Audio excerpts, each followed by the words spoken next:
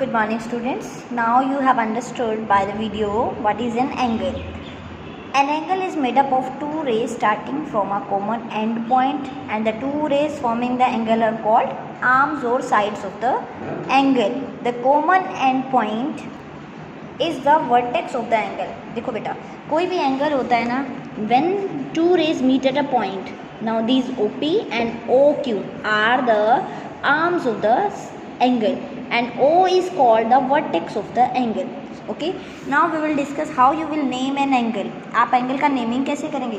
This is an angle, this is an angle. Okay, now angle ABC. How you will write this angle? In 5th class you have studied how you will write this angle. Name of the angle will be angle, and this is the symbol of the angle. This is the symbol of angle. Angle ABC. How you will name it? Angle ABC. B should always be in middle. Vertex जो होता है वो हमेशा middle में होता है बेटा. You can write it as CBA also. आप इसको CBA भी लिख सकते हैं, और एक और मेथड है इसको लिखने का. You can write it angle B. जो वर्टेक्स है सिर्फ उससे भी लिख सकते हैं. अगर एक ही एंगल बना हुआ है आपके पास टू रेज से, जब इसके साथ कोई और एंगल भी और रे एक और अगर ऐड हो जाती है तो आप एंगल B नहीं लिखेंगे. Okay, then you will write angle ABC or angle CBA.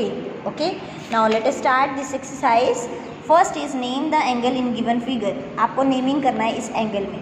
Okay, कैसे, कितने एंगल्स हैं पहले तो आप देखेंगे. 4 साइड्स हैं and 4 angles we are forming. Angle A, angle D, angle C और angle B. Okay, so how you will write this angle? Name of the angle is angle A. You can write, or you can write using the line segments. जो ये line segments हैं इनको use करके इस वाले points को DAB, angle DAB you can write, और angle A you can write.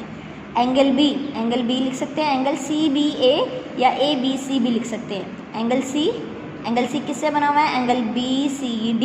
और एंगल D किससे बना है? CDA. ये angle, this is the angle, these are the angles. Okay, ठीक है बेटा. Now in the given diagram name the points. अब आपको पॉइंट्स के नाम बताने हैं. इन द इंटीरियर का मतलब क्या होता है बेटा? लास्ट एक्सरसाइज में भी हमने सीखा था. इंटीरियर इन मतलब होता है अंदर.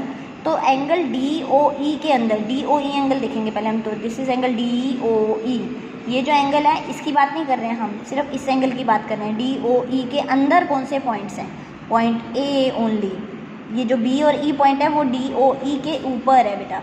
अंदर तो सिर्फ A पॉइंट है. इन द एक्सटीरियर मतलब होता है, इंटीरियर मतलब अंदर होता है, एक्सटीरियर मतलब बाहर. EOF के बाहर, EOF के बाहर कौन से पॉइंट्स हैं? तो EOF ये इसके बाहर है C, और इधर है A. ओके, और है D. ठीक है, ये सारे पॉइंट्स इसके ऊपर है. BEOF ये इस एंगल के ऊपर है. तो एंगल के बाहर क्या है? एंगल C, पॉइंट A और point D. On angle EOF के ऊपर कौन कौन से पॉइंट्स हैं? E है, F है, O है और B है. तो EBOF. ठीक है. Now question number 3. Draw rough diagrams of the two angles such that they have one point in common.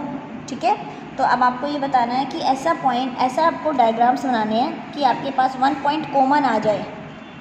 Okay, draw rough diagram of two angles. दो एंगल बनाने हैं such that they have one common point. तो point O is common between AOB and COD. तो एक angle बनाया हमने AOB और एक एंगल बनाया COD. तो एक कॉमन पॉइंट आ गया O.